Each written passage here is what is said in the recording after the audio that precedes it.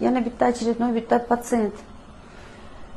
Nima demoqchiman? 14 yosh bola 2 yildan beri glukofash ichadi, 500 dozadan ichadi. Tafakkur o'zingizdan o'ylab ko'ringlar. Yana qaytaryapman. Vrachlarga nisbatan hech qanaqa bizani husumatimiz yo'q.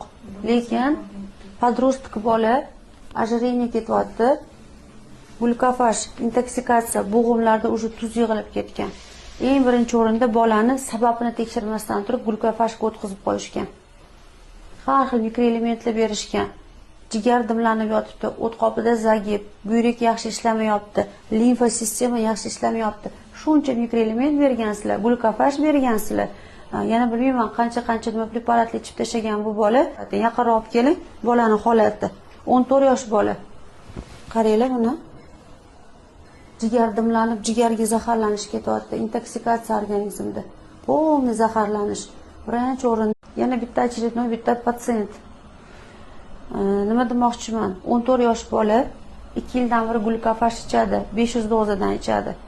Tafakkur o'zingizdan o'ylab ko'ringlar.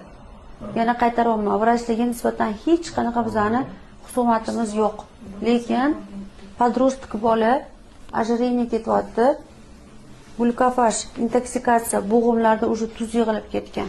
Eng birinchi o'rinda bolani sababini tekshirmasdan turib glukofashga o'tkazib qo'yishgan. Har xil mikroelementlar berishgan. Jigar dimlanib yotibdi, o't qopida zagib, buyrak yaxshi ishlamayapti, limfa sistema yaxshi ishlamayapti. Shuncha mikroelement bergansizlar, glukofash bergansizlar. Yana bilmayman qancha nima preparatlar ichib tashagan bu bola. Yaqinroq olib keling, bolani holati. 14 yosh bola. Qaranglar buni. Jigar dimlanib, jigarga zaharlanish ketyapti, intoksikatsiya organizmda. Полный zaharlanish. Birinchi o'rin